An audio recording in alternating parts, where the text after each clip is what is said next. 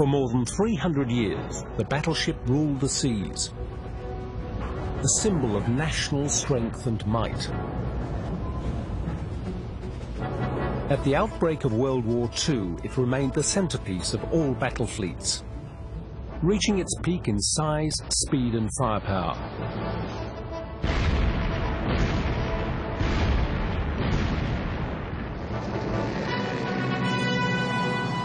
But as the war spread to the world's oceans, the battleship's key role in naval strategy came under threat. Rapidly evolving technologies were waiting in the wings, ready for a dramatic confrontation, a battle for control of the seas.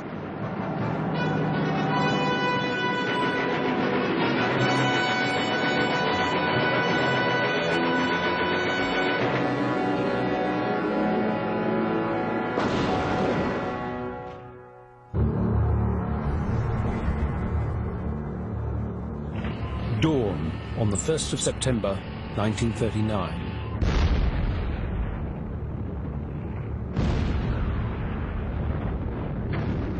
An old German battleship opened up its 11-inch guns on fortifications in the Polish harbour of Danzig. These shots signalled the start of a conflict that would soon escalate into global war.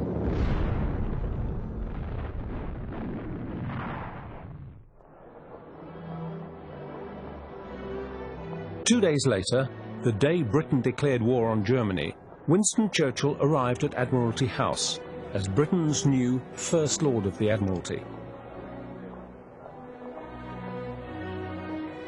It was a bittersweet moment. He'd held the post during the First World War, but was forced to relinquish it following disastrous naval and land campaigns against Turkey. The navy Churchill now controlled was a very different force. Arms limitation treaties of the 1920s and 30s had seriously reduced the Royal Navy's fleet, which once numbered 70 battleships and battlecruisers.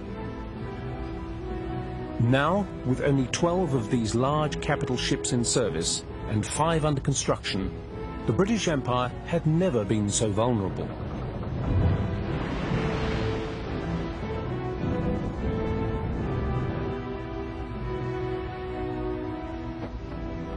On the 3rd of September, we were at sea. I had the pleasure of standing on the direction tower of Hood, making by semaphore to the fleet, commence hostilities against Germany.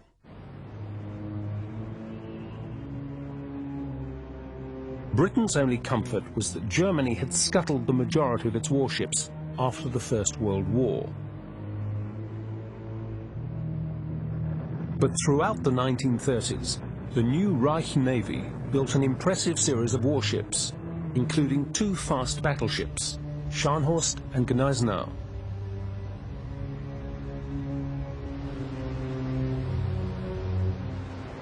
And at the shipbuilding centres of Hamburg and Wilhelmshaven, 2 of the most powerful battleships ever built, Bismarck and Tirpitz, were being fitted out.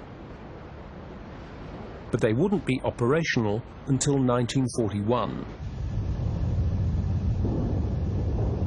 Indeed, Hitler had promised his admirals that by the mid-1940s they would have the world's most formidable fleet. But this was 1939, and there was no prospect of challenging the Royal Navy to a full-scale sea battle. Because of the problems the Treaty of Versailles had forced upon it, the German Navy was not a high-sea fleet in the way it had been. The Germans were forced, therefore, to engage in what was effectively a guerre de course, a war against trade.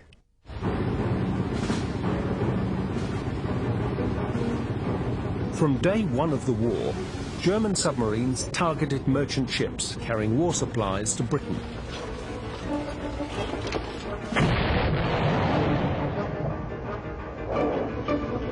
Six weeks later, a German U-boat struck right at the heart of the Royal Navy. U-47, commanded by Gunther Prien, made a daring assault on the key British naval base at Scapa Flow.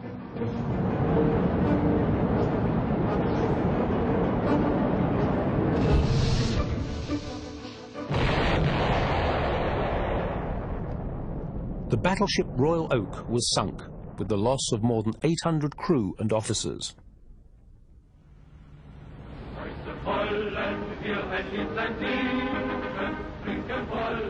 For Britain, it was a disaster. The Royal Navy had been humiliated. On their triumphant return to Germany, the U-boat's crew was feted as heroes. Their success enhanced Hitler's opinion of his navy. It also encouraged him to wage unrestricted war against British and French trade.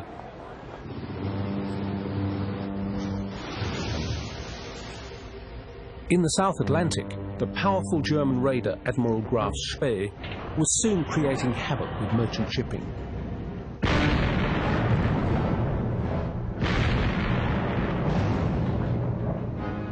Graf Spee quickly rose to the top of Britain's most wanted list.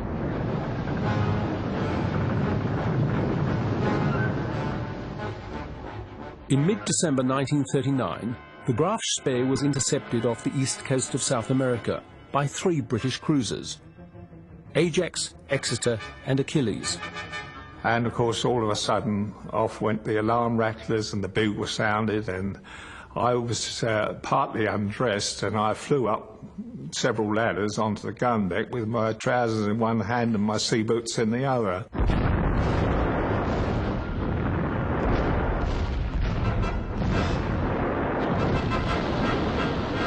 In the Battle of the River Plate, Graf Spee's powerful 11-inch guns soon found their mark, forcing Exeter to retire. But Ajax and Achilles closed in, scoring direct hits on the Graf Spee. All in all, I think we fired over 100 salvos, which is quite a lot of work for the guns. They were so hot at the end of the action, in fact, that all the paint had peeled off them.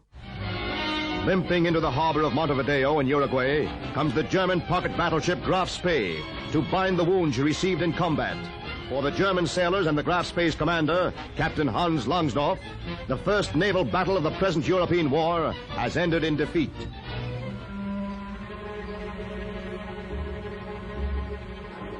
Under international law, the German warship could only stay in the neutral port of Montevideo 72 hours.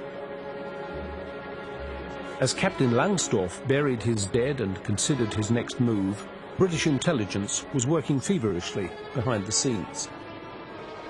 Captain Langsdorff had been tricked by the British intelligence service working from the British embassy in Montevideo into making him believe that there was a very powerful British force outside the Rio Plata waiting for him. Finally, with the situation looking hopeless, the Graf Spee up-anchored and headed for the open sea, and what her captain believed was an overwhelming British battle force. She got underway and slowly steamed down the Plate.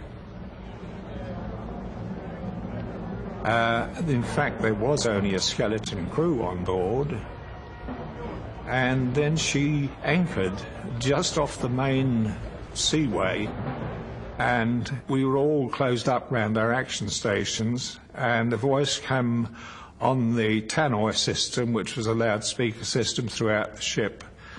"This is the captain speaking. Our aircraft has just reported that Graf Spee has blown herself up."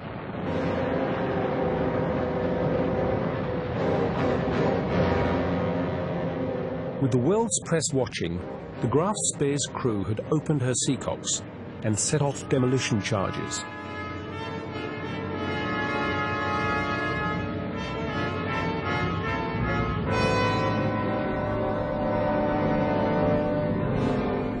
Captain Langsdorff and his crew left the scene by boat and then sought sanctuary in nearby Buenos Aires. There, under the old Imperial Navy ensign and not the swastika, Langsdorff shot himself.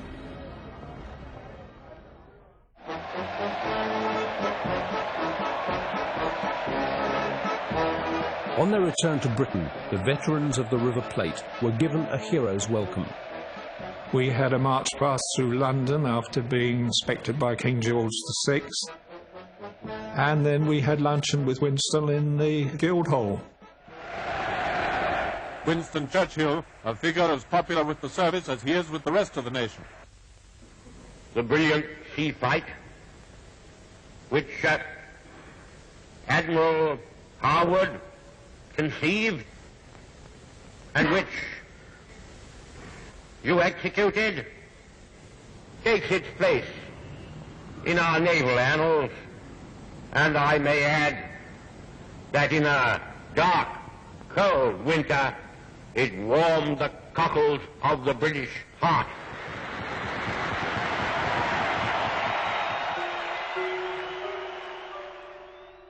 The destruction of the Admiral Graf Spee restored Britain's faith in its navy. But over the coming months, further good news was hard to come by.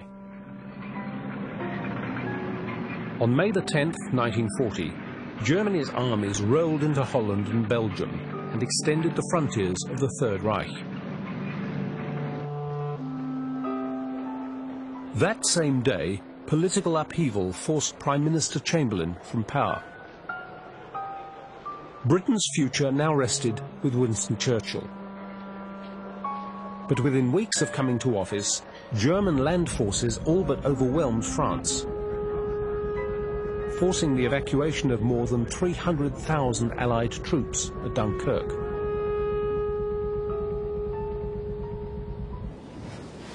Hitler was soon standing on a French beach, casting his eye across the English Channel and contemplating an invasion of Britain.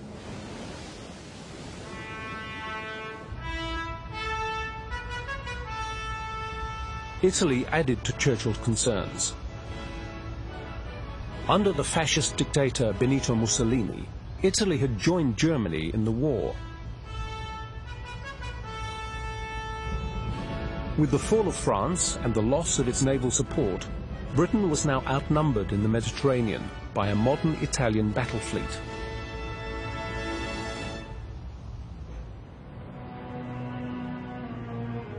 From his office underground in the cabinet war rooms, Churchill faced a stark reality. Britain stood alone, and the navy which he relied upon was stretched to its limits. In late June 1940, Churchill received an intelligence report concerning 4 French battleships that had taken refuge in the Algerian harbour of Oran. Under the terms of the armistice, which France had signed with Germany and Italy, her warships were now pledged to neutrality. Fearing they would be seized and used against Britain, Churchill ordered a naval mission unparalleled since the Battle of Trafalgar. A mission to confront the French fleet. The following day, a British naval force set sail for the French colony of Algeria. Our captain then was a Captain Glennie, and he used to sing out over the loudspeakers right their way through the ship. Good morning, Hoods. We are now proceeding to Oran to persuade the French fleet to come out under our protection. On arrival at Oran, the British dispatched a message to the French commander. Either join Britain in the fight against Germany and Italy, immobilize your ships, or be destroyed. The French rejected the ultimatum. Vice Admiral Somerville, you could see him standing there, very serious. He didn't want to do it, nobody wanted to do it. He said, all right, open fire.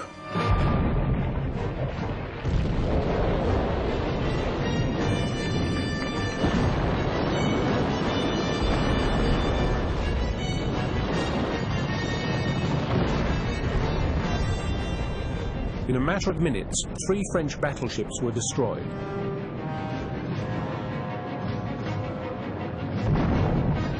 Only a single battleship, the Strasbourg, broke through the British cordon, accompanied by 3 destroyers. I fully agreed with the action that we took, because if all those ships had gone over to the Germans or the Italians, there'd been more ships to attack us at sea and we'd have lost more lives. In fact, I was very pleased that we did sink them.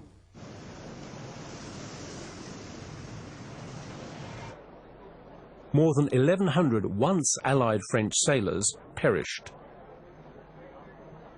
The Royal Navy considered the mission a success, but a failure of diplomacy robbed Britain of 4 additional battleships with which to fight the Italian Navy.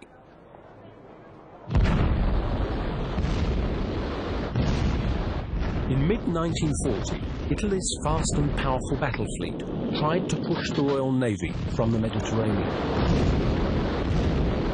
But early battles between the two forces favoured the British. In one encounter, the Italian flagship Giulio Cesare was hit by a 15-inch shell from the battleship Warspite. The distance of nearly 10 miles was the greatest range ever achieved against a moving target. But in November 1940, the newly built British aircraft carrier Illustrious brought a new dimension to distance in the war at sea. Carriers were a late arrival at the end of the First World War and remained largely untested in battle.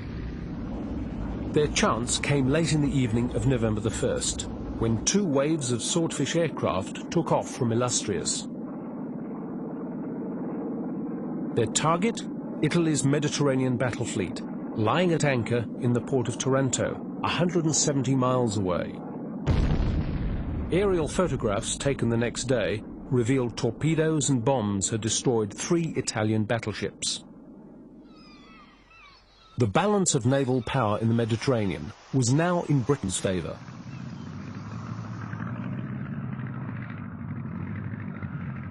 The Battle of Taranto electrified naval strategists around the globe. A carrier had destroyed battleships from well beyond the range of their big guns. War at sea had entered a new era.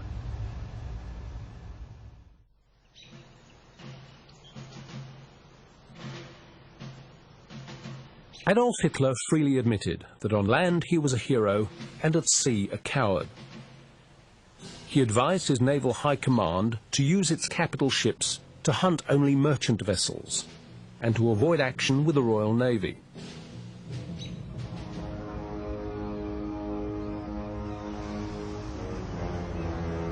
Hitler's greatest concern was the safety of Germany's newest battleship, Bismarck. In May 1941, she completed her sea trials and training. Displacing more than 51,000 tons and mounting 8 15-inch guns, Bismarck was the world's most powerful battleship in service. Bismarck was, in my view, the finest battleship in the world. She was also one of the most graceful, massive, but at the same time beautiful, and an enormous feeling of power about her. On the 18th of May, 1941, Bismarck set sail on her first mission, accompanied by the heavy cruiser Prince Eugen. Bismarck's orders to cruise the North Atlantic and sink merchant ships steaming between America and Britain. It was to be the most dramatic maiden voyage since that of the ill-fated ocean liner Titanic.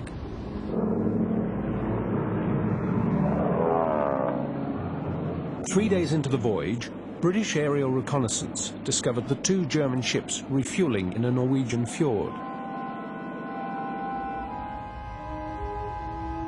The British Admiralty immediately deployed several powerful hunting groups to pursue Bismarck, including the new battleship Prince of Wales and the battlecruiser Hood. The Hood was the epitome of British sea power. She was a wonderfully looking ship. And some people said, oh, she was unsinkable.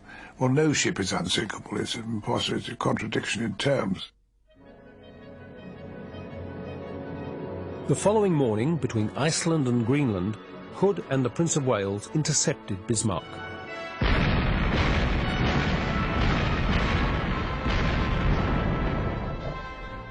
We'd fired about half a dozen salvos, I suppose, before Bismarck replied.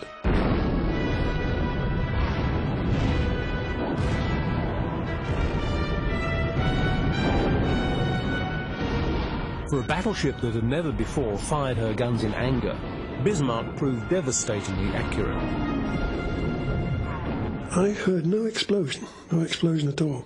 All I saw was a gigantic sheet of flame which seemed to shoot round their side.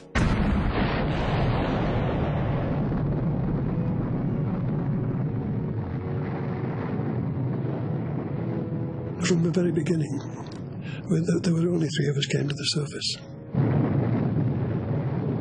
There wasn't another soul in sight. And I looked around, and there she was, like that, vertigo the one, about 50 yards away. And B turret was just going under. I panicked, and I turned and swam as fast as I could away from her. When I looked around again, she'd gone.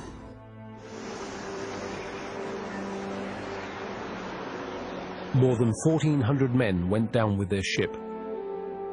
There were only 3 survivors.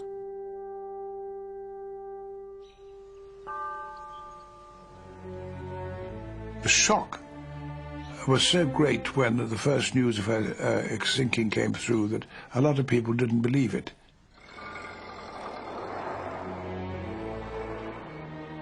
They said, this is not so, this is impossible, this is the pride of the British Navy, the pride of the Empire. She can't have gone like that.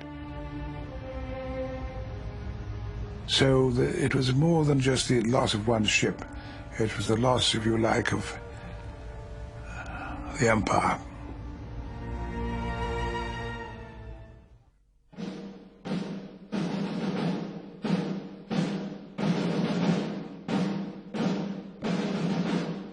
The loss of Hood stunned Churchill. He dispatched every available warship, regardless of the cost or the consequences, to sink the Bismarck.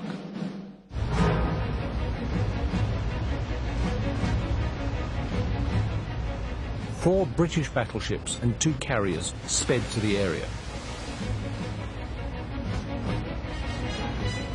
To Churchill, Britain's control of the seas was at stake. If Bismarck escaped, he said, it would be trumpeted around the world to the nation's great detriment and discomfort. We all felt that same way. We were all churches in our own mind. Then we had to destroy Bismarck. Bismarck could never go on existing.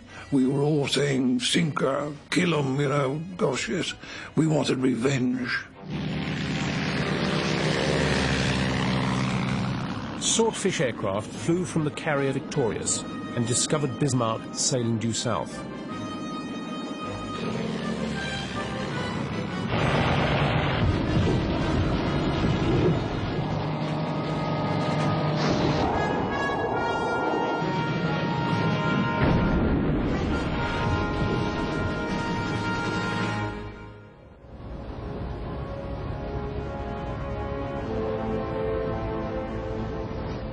The torpedo attack caused only minor damage. But Bismarck sailed for the French port of Brest, leaking oil from her earlier encounter with Hood and Prince of Wales.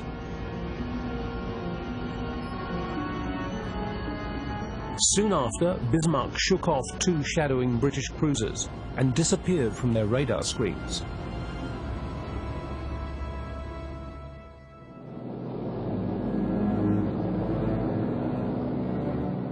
"30 hours later, a British Catalina flying boat spotted Bismarck's oil slick. The carrier Ark Royal flew off a torpedo strike.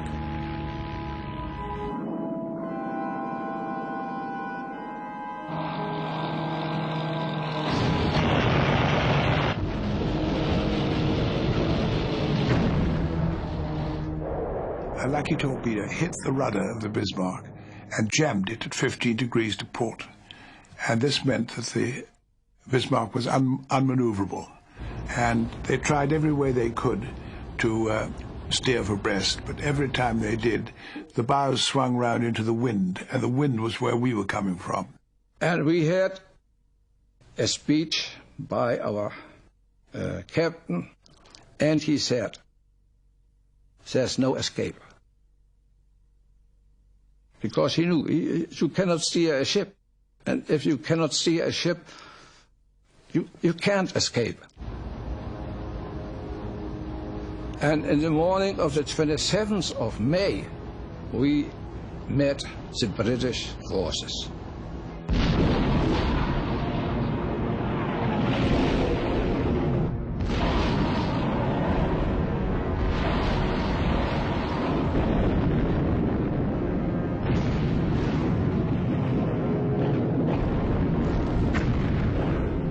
At 9 o'clock, we had so many hits that the first officer told us, everybody ever done ship.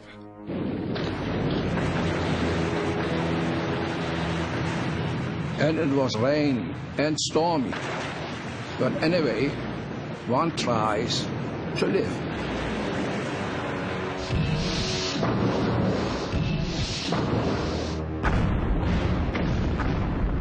I saw the ship destroyed. Everything was destroyed.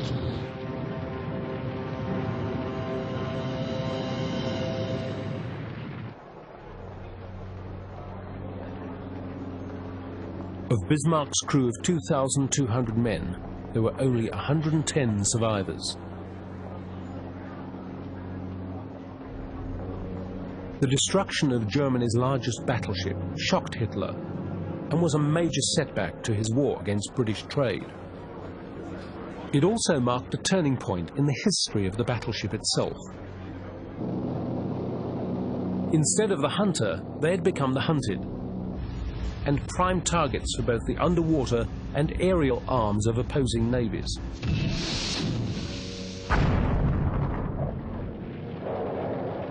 For the crews and officers of the great battleships, war at sea was becoming a three-dimensional nightmare, and a far more dangerous game than anyone could have conceived.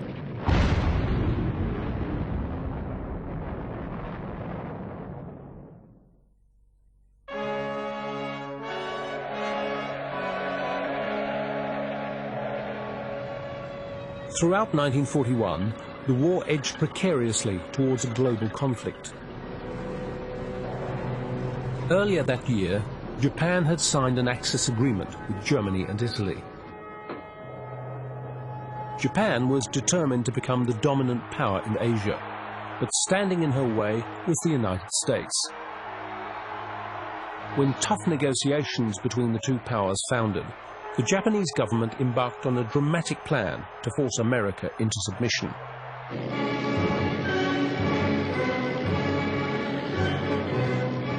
In the mid-Pacific, 6 Japanese aircraft carriers sailed eastward toward Hawaii, home of the powerful US Pacific Fleet.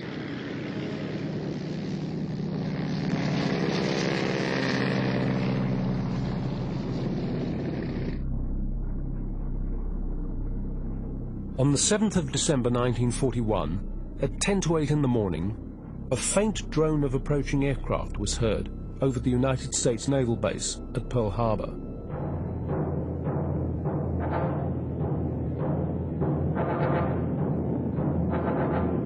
The timing was ideal on a Sunday morning when the fleet was essentially sleeping, both literally and figuratively, and there was a mindset that it couldn't happen. Without warning or a declaration of war, 2 waves of Japanese planes, more than 350 in total, crossed the island of Oahu unchallenged.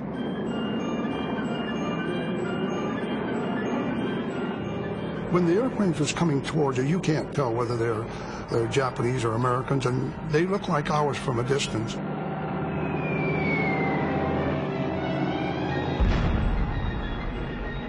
And we wonder, what in the heck are they doing? Training using live torpedoes. And then all of a sudden our first sergeant came up that blew him out of his office.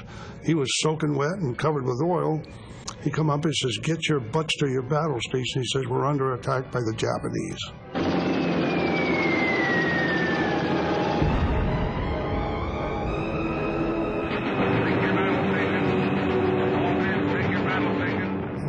Arizona was right in back of us, and we were up on a bridge when she exploded.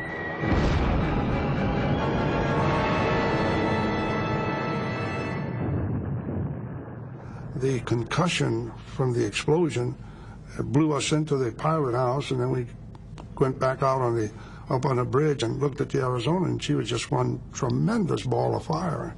And I'll admit it, I was scared. I thought this is the end of everything.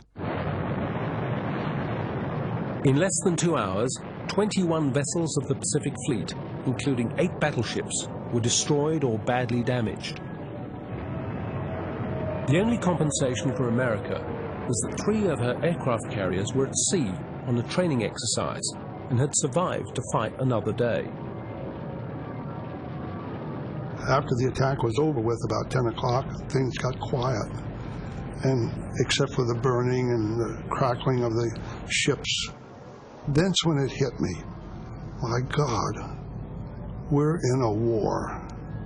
We're in a war, and we lost it. And I just sat down and cried.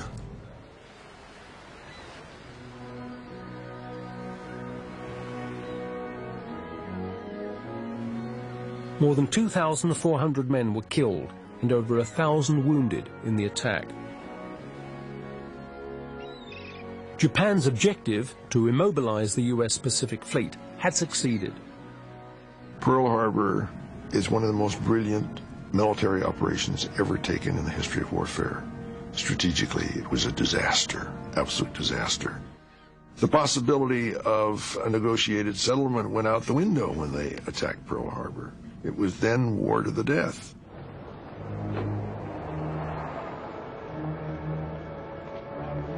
For Britain, Pearl Harbor brought a powerful new ally and a new determined enemy, one she was ill-equipped to fight.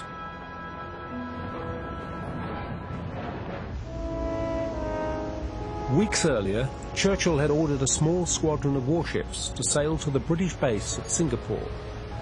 The battlecruiser Repulse and the battleship Prince of Wales spearheaded Force Z. Included in the force, the British force, was a full fleet carrier.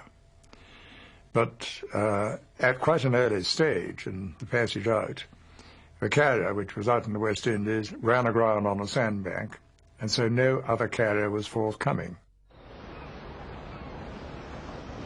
The ships had arrived at Singapore just 5 days before the Japanese attack on Pearl Harbor. Churchill rather underestimated Japanese robustness. He had said in the late 20s, when he was Chancellor of the Exchequer and trying to stop the Royal Navy building cruisers, there will never be a war with Japan in my lifetime.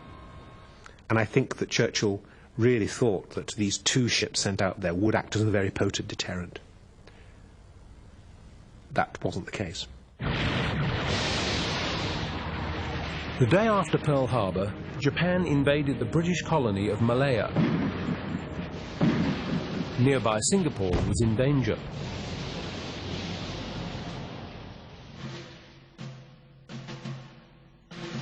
Churchill immediately convened a crisis meeting to review naval positions. He knew if Singapore fell, Japan would be masters of the Pacific.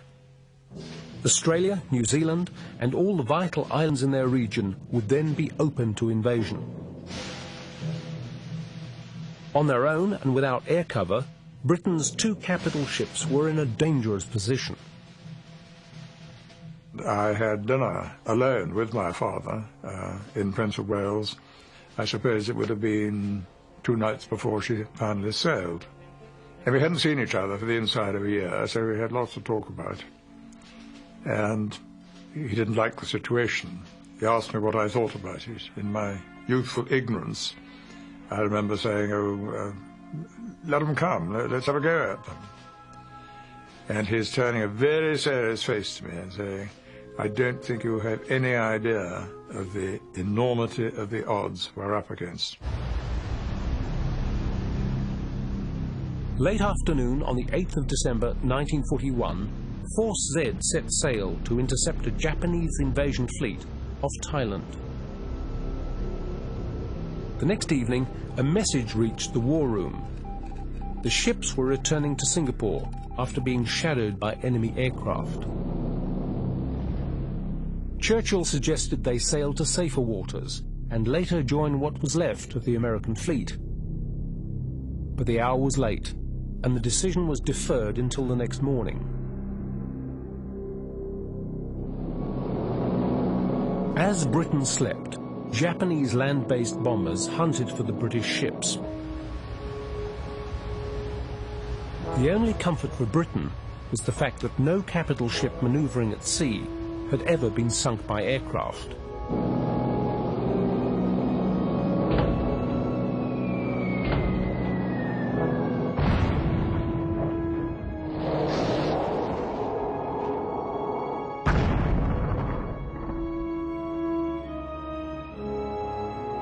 But early the next day, Churchill received word that the Prince of Wales and Repulse had been sunk with the loss of 840 men. It's not for me to speak with the voice of Winston Churchill. I can only suppose he was thinking in terms of deterrence, that by sending these two mighty ships out there, that would be such a powerful signal to the Japanese that they would not invade.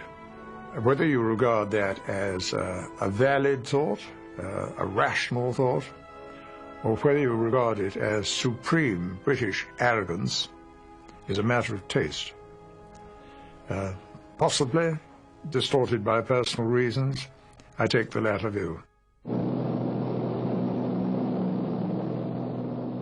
Britain had been humbled in the Pacific, but in waters closer to home, she was being dogged by surface attacks on her convoys.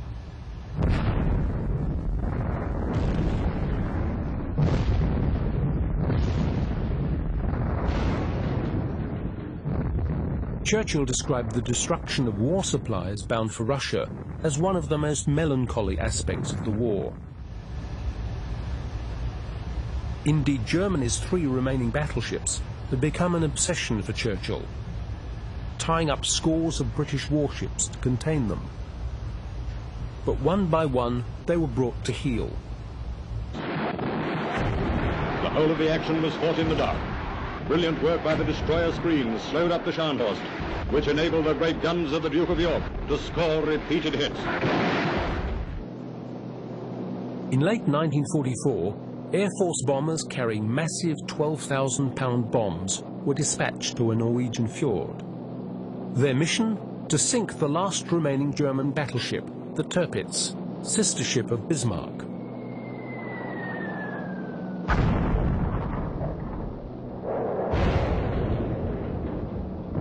The destruction of Germany's last capital ship was a boost for British morale.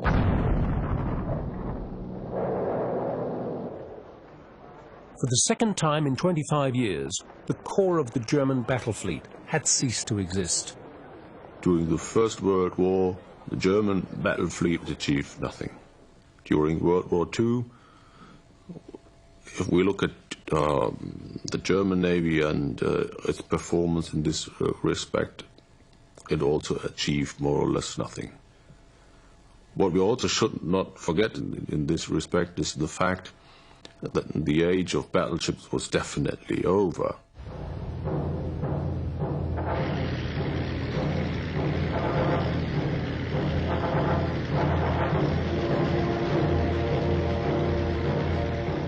In the first months of the Pacific War, both America and Japan realized their main strategic naval weapon was no longer the battleship, but the aircraft carrier.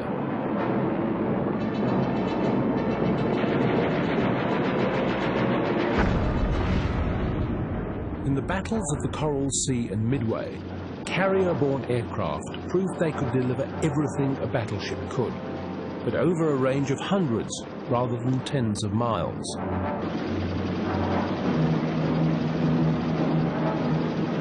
For the first time in naval history, ships exchanged blows without being in sight of each other.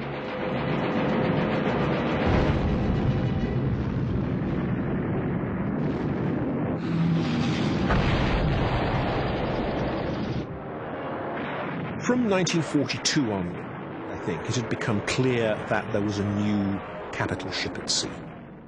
and that was the aircraft carrier. An aircraft carrier with a large complement of strike aircraft was now capable of sinking even the heaviest units of the other side.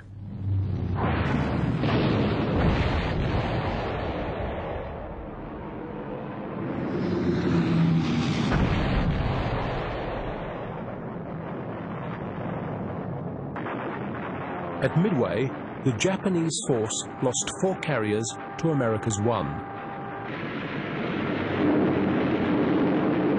The balance of sea power in the Pacific now rested with the United States.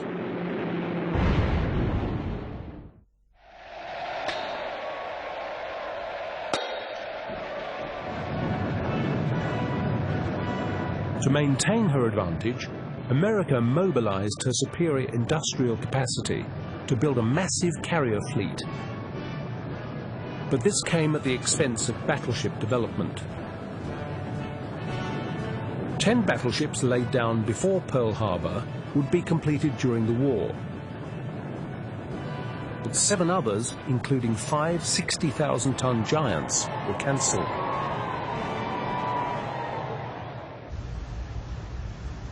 Four 45,000-ton Iowa-class super battleships did enter service.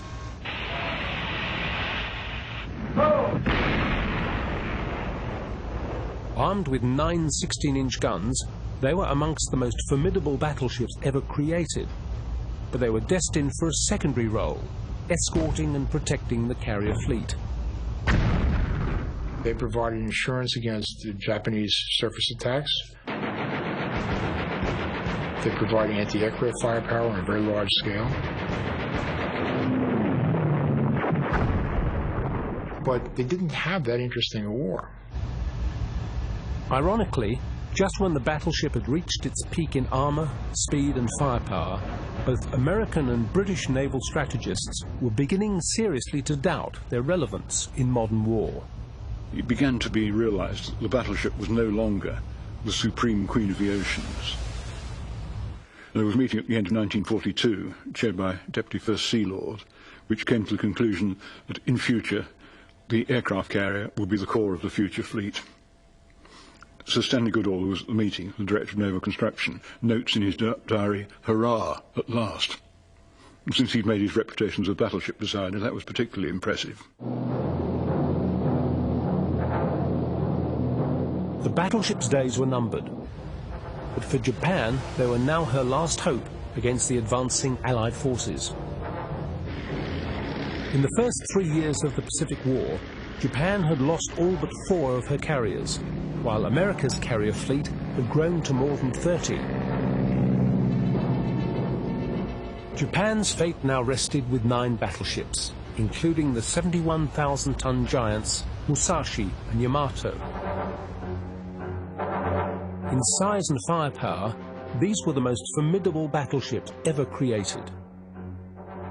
The Japanese Navy simply refused to use these warships for anything other than the final showdown.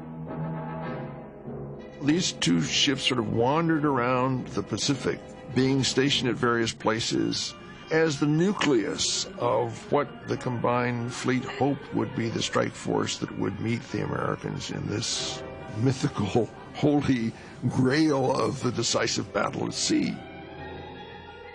With only the Philippines standing in the way of an American attack on Japan, her super battleships were finally forced into the cauldron.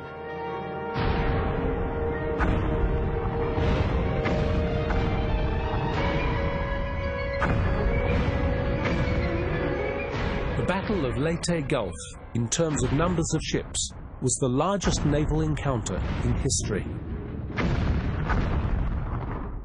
It was also the last ever confrontation when battleship faced battleship.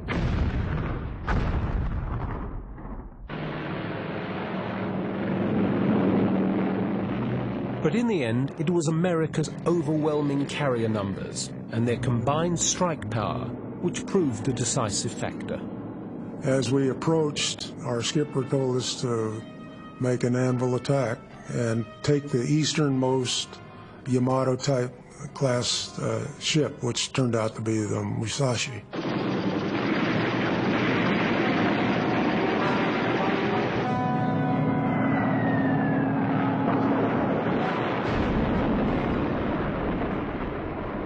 10月24日の渋谷海戦で私は艦橋から武蔵が集中攻撃を受けたのを見ていたのですが、魚雷が当たった14本まで数えておりました。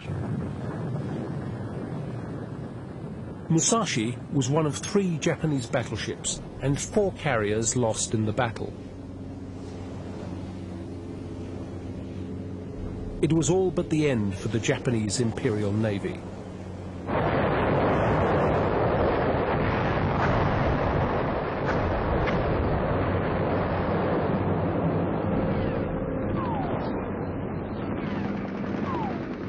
As the Allies made their final thrust towards the Japanese mainland, the last super battleship of the Imperial fleet, Yamato, attempted to reclaim her nation's honor. With only enough fuel for a one-way voyage, Yamato embarked on a suicide mission to attack Allied naval forces off Okinawa. For 2 hours, 380 American planes from 10 carriers pounded the world's largest battleship until she capsized.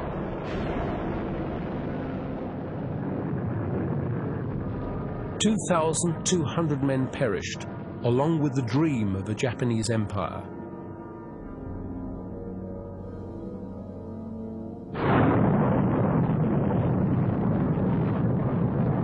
Four months later, in August 1945, the Pacific War reached its climax.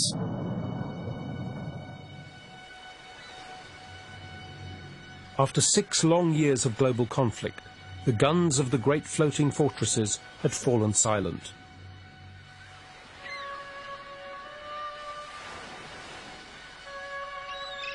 "35 of the world's most famous battleships were destroyed or scuttled.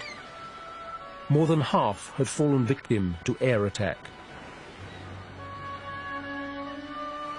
But while the aircraft carrier had dominated the Pacific War, the battleship somehow maintained its prestige to the end. I now invite the representatives of the Emperor. In Tokyo Bay, beneath the imposing 16-inch guns of the battleship Missouri, the Japanese Imperial forces offered their unconditional surrender. To sign the instrument of surrender at the places indicated. The Missouri symbolized the power and might of the United States. Here was a sovereign piece of the United States come to the very doorstep of the conquered nation. There could be no doubt which nation was the victor and which was the vanquished. Post-war, battleships gradually disappeared from battle fleets. Indeed, no new battleships left the drawing board. Only America's most modern battleships, the Iowas, would again see action.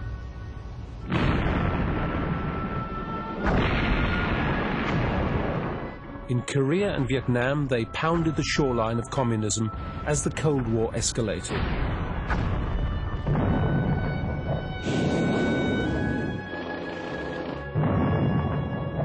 The Gulf War in 1991 was the swan song of the last 2 American battleships, Missouri and Wisconsin.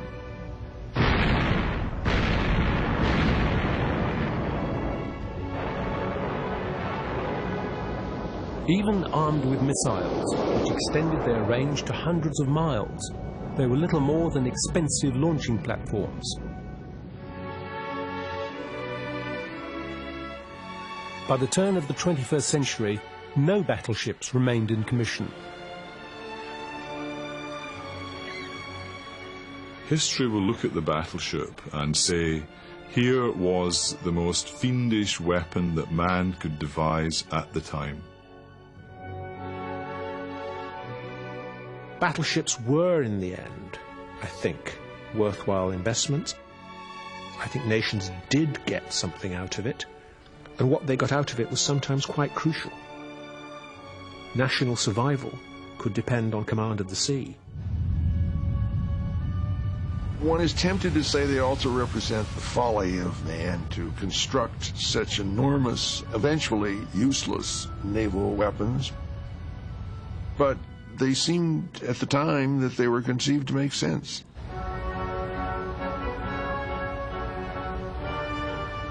After more than 3 centuries ruling the oceans, the controversial reign of the battleship was over.